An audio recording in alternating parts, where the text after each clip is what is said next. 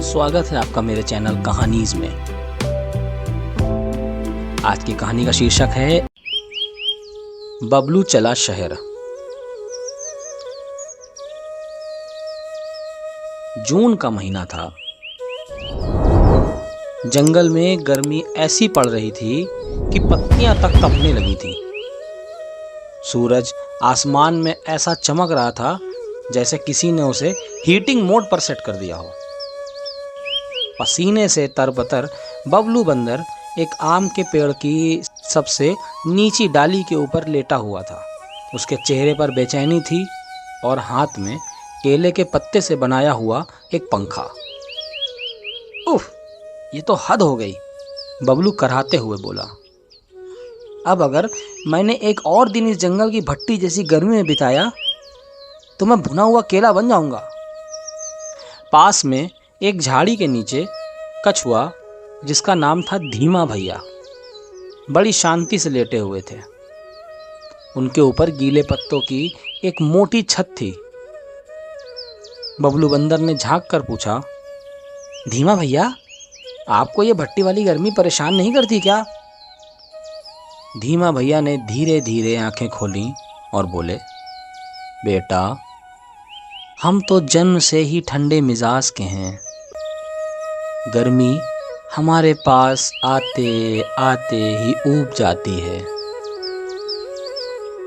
बबलू ने चिढ़ते हुए कहा, वैसे तो मैं भी अब ठंडे मिजाज वाला बनने जा रहा हूँ, जहाँ लोग एसी चलाते हैं, आइसक्रीम खाते हैं और हर गली में ठंडी हवा बहती है। बबलू ने कमर पर एक छोटी सी पोटली बांधी।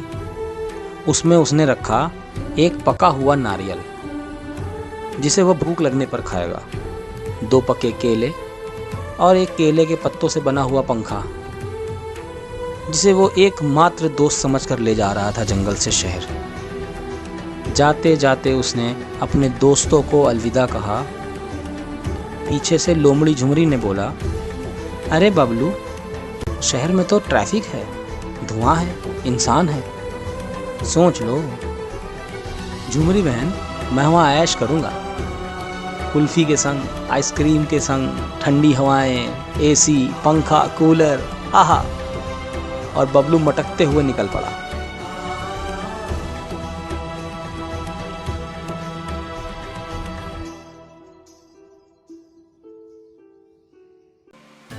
इसी तरह बबलू मालगाड़ी में छुपकर शहर पहुंच गया। स्टेशन से बाहर निकला तो सामने थी भीड़, भागदौड़, हॉर्न, बिल्डिंग्स और नल की एक लीक होती हुई पाइप, जिससे ठंडी ठंडी बूंदें गिर रही थीं। बबलू वहीं थोड़ी देर नहा भी लिया। कुछ ही मिनटों में बबलू ने देखा लोग हाथ में आइसक्रीम लिए घूम रहे थे। छोटे बच्चों ने हाथ में पानी की बोतलें और चुस्कियां पकड़ रखी थी। दुकानों पर बड़े बड़े फ्रिज थे जिनमें बर्फ थी। वाओ!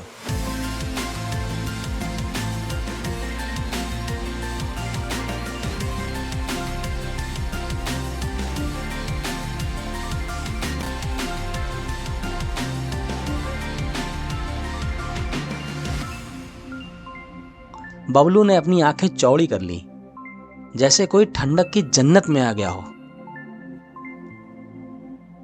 बबलू पार्क से निकलकर एक मॉल में पहुंच गया। उसके कांच के दरवाजे खुद ब खुद खुलते थे। बबलू चौंक गया। ओहो, दरवाजा खुद खुल गया मेरे लिए, क्या इज्जत है मेरी शहर में। जैसे ही वो अंदर घुसा, ठंडी हवा का झोंका उसके चेहरे से टकराया। उसने आंखें बंद कर ली और बोला, अब आया मजा, यही है असली ठंडक। खामखा जंगल में पड़े थे। लेकिन थोड़ी ही देर में सुरक्षाकर्मी ने देखा कि एक बंदर एसी के बिल्कुल नीचे सोफे पर लेटा हुआ है और केले के पत्ते से खुद को पंखा कर रहा है। सिक्योरिटी वाले ने जैसे ही डंडा उठाया, बबलू घबरा गया और भागते भागते सीधे एक कांच की दीवार से टकरा गया। अरे, ये तो धोखा है।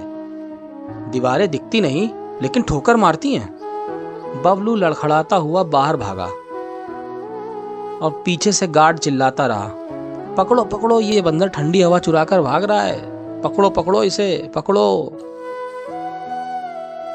शाम को बबलू एक ट्रैफिक सिग्नल के पास बैठा था। वहां कुछ बच्चे गाड़ी के शीशे साफ करके पैसे कमा रहे थे। बबलू को आइडिया आया, अगर ये लोग शीशे साफ करके पैसे कमाते हैं तो मैं क्या कम हूं। उसने अपनी पूंछ से एक गाड़ी का शीशा साफ करना शुरू कर दिया और मुंह से आवाजें निकालने लगा, श्रीमान जी, बंदर का स्पेशल वाइपिंग, साथ में फ्री का मनोरंजन, अच्छा लगे तो दे दें थोड़ा पैसा। और ये एक लाइन का गाना गाता रहा, श्रीमान जी, बंदर का स्पेशल वाइपिंग और साथ में फ्री मनोरंजन। ड्राइवर चौंक गया।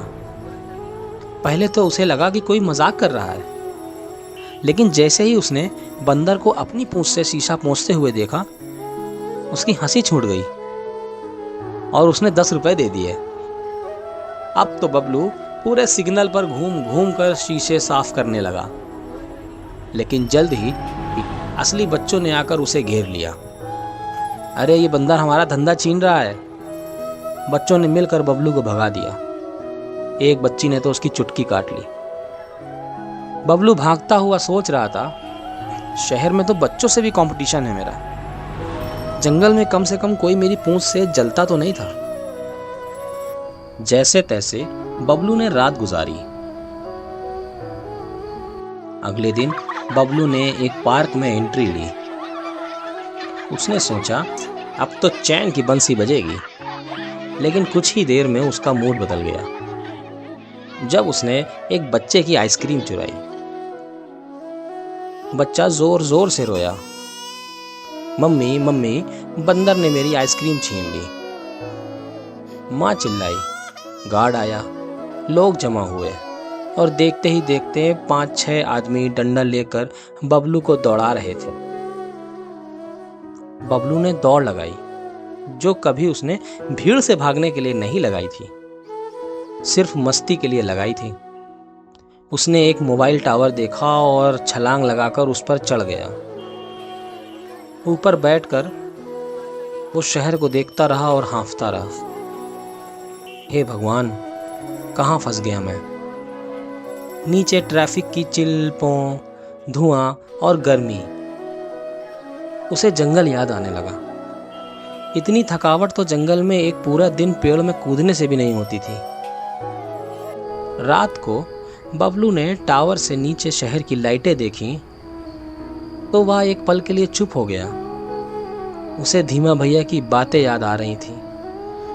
वो उसका आम का पेड़, ठंडी मिट्टी, दोस्तों की हंसी और सबसे ज़रूरी वो चैन और सुकून जो शहर की ठंडी चीज़ों में भी नहीं था। सुबह होते ही बबलू ने फिर से अपनी पोटली बांधी और पहली ही गाड़ी में चुपके से चढ़कर जंगल की ओर निकल पड़ा।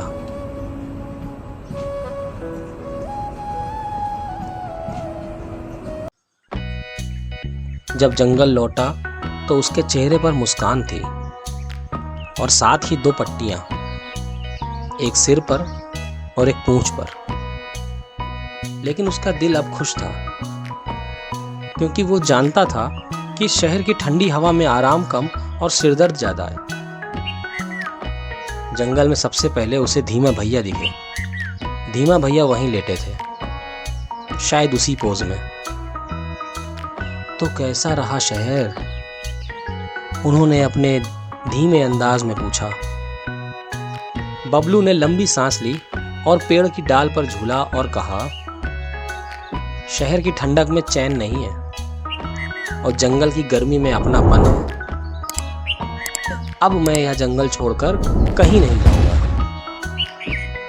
कभी कभी जहां हम हैं वही सबसे बेहतर जगह होती है, बस थोड़ा नजरिया ठंडा करना पड़ता है।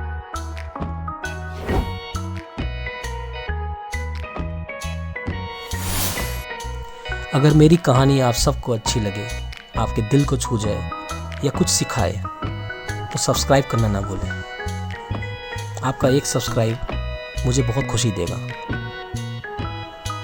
और कमेंट में ये ज़रूर बताएं कि किस टॉपिक पे कहानी चाहिए। मैं कोशिश करूँगा इंशाल्लाह लिख सकूँ।